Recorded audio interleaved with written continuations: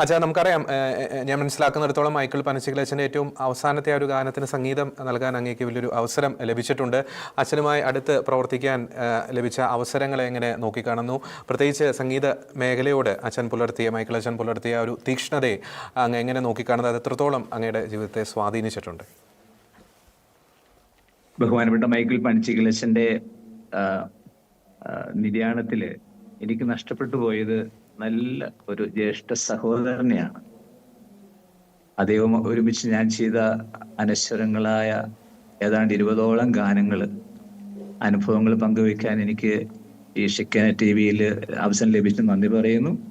അതിനുവേണ്ടി എന്നെ നിയോഗിച്ച റോയി കണ്ണഞ്ചരച്ച് നന്ദി പറയുന്നു.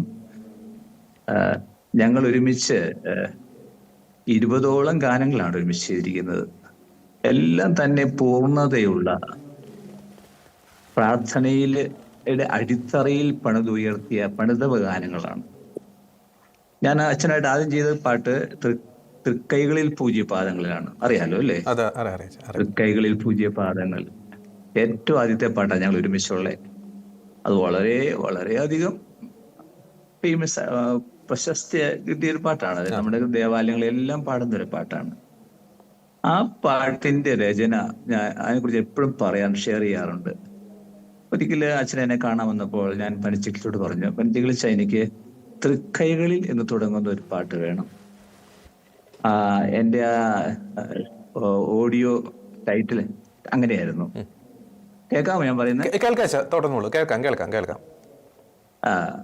അങ്ങനെയാണ്. അതുകൊണ്ട് തൃക്കൈകളും തുടങ്ങണമെന്ന് പറഞ്ഞു ആ പാട്ട്. അത് എന്ത് പറഞ്ഞു, വിളിച്ച എനിക്കൊരു പേപ്പറും പേനയും തരിക. അത് എൻ്റെ കയ്യിൽ നിന്ന് മേടിച്ച് അദ്ദേഹം നേരെ പള്ളിയിലേക്ക് പോയി, ഞങ്ങളുടെ ചാപ്പലിലേക്ക് പോയി. 1 മണിക്കൂർ അവിടെ ഇരുന്നു ദൈവഗാനത്തിന്റെ മുമ്പിൽ. എന്നിട്ട് അദ്ദേഹം തിരിച്ച് ഈ പാട്ട് എഴുതിക്കൊണ്ട് വരികയാണ്. ഒരു വാക്കുപോലും അതിൽ നിന്ന് മാറ്റാനോ കൂട്ടാനോ ഒന്നുമില്ല. പെർഫെക്റ്റ് ആയിട്ടുള്ള ഒരു നല്ല ഒരു ഔഫറ്ററി ഗാനമായിട്ടത് മാറി.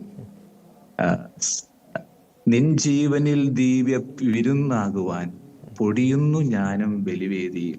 എന്താണല്ലേ എൻ്റെ അർത്ഥം? ഒരു ആഴമായ ഒരു തിയോളജിയാണത്. അദ്ദേഹത്തിന്റെ ഓരോ പാട്ടും ഞങ്ങൾ ഒരുമിച്ച് ചെയ്യുമ്പോൾ ഞങ്ങൾ വളരെയധികം ഡിസ്കസ് ചെയ്യും. അദ്ദേഹം എത്ര മാറ്റം വരുത്താൻ അദ്ദേഹം തയ്യാറാണ്. ചെറിയ കറക്ഷൻസ് പോലും അദ്ദേഹം മാറ്റിത്തരും, പൂർണ്ണത കിട്ടാൻ വേണ്ടിയാണ്.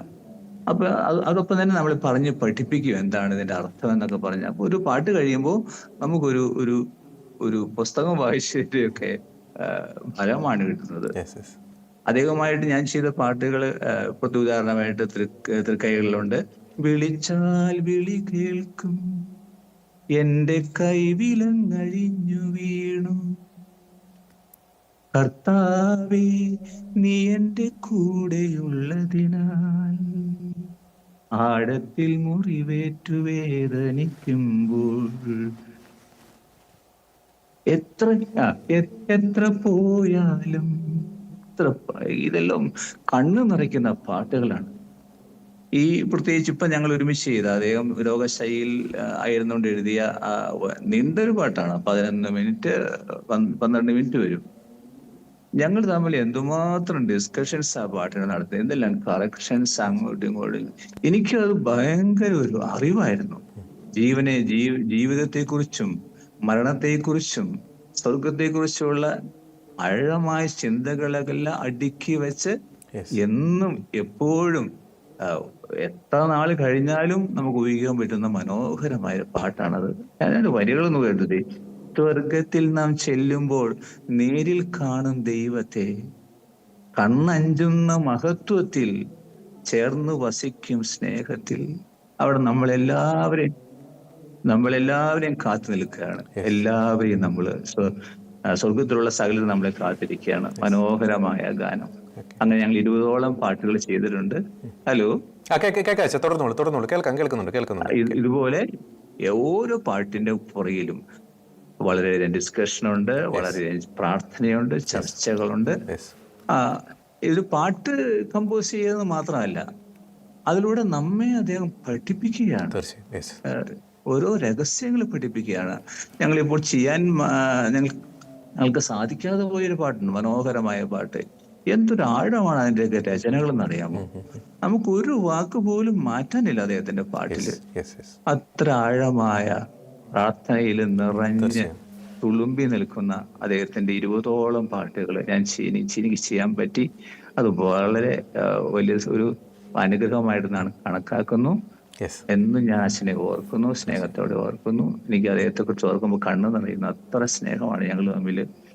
പ്രത്യേകിച്ച് ഈ അവസാന 2-3 ആഴ്ച മുമ്പ് ഞാൻ പോയി കണ്ടിരുന്നു. അന്ന് അദ്ദേഹത്തിന്റെ അടുത്തിരുന്ന് ഈ പാട്ട് ഞങ്ങൾ മുഴുവൻ പാടി. ഞങ്ങൾ വീണ്ടും ഡിസ്കസ് ചെയ്ത് ചർച്ച ചെയ്തു. അദ്ദേഹം അത് പലർക്കും അയച്ചു കൊടുത്തു. അപ്പോൾ അത് ധാരാളം കേൾക്കുന്നു എന്നറിയാൻ സന്തോഷമുണ്ട്. ദൈവം അദ്ദേഹത്തിന് നിത്യാശ നൽകട്ടെ എന്ന് പ്രാർത്ഥിച്ചു. തീർച്ചയായും വളരെ കേൾക്കുമ്പോൾ തന്നെ കണ്ണ് നിറയുന്ന ഒരു അനുഭവം തന്നെയാണ് ഉരുളിയാനിക്കലച്ചൻ, ബഹുമാനപ്പെട്ട ഉരുളിയാനിക്കലച്ചൻ മൈക്കിൾ പനച്ചിക്കലച്ചനെ സ്മരിച്ചുകൊണ്ട് പങ്കുവച്ചത്. അച്ഛൻ സൂചിപ്പിച്ചതുപോലെ മൈക്കിൾ പനച്ചിക്കലച്ചൻ്റെ തൂലികയിൽ നിന്ന് പിറന്നത് വെറും ഗാനങ്ങളല്ല, ക്രൈസ്തവ ഭക്തി ഗാനങ്ങളല്ല, അത്ഭുതങ്ങൾ തന്നെയായിരുന്നു പിറന്നത് എന്നതൊരു യാഥാർത്ഥ്യം തന്നെയാണ്. അല്ല അത്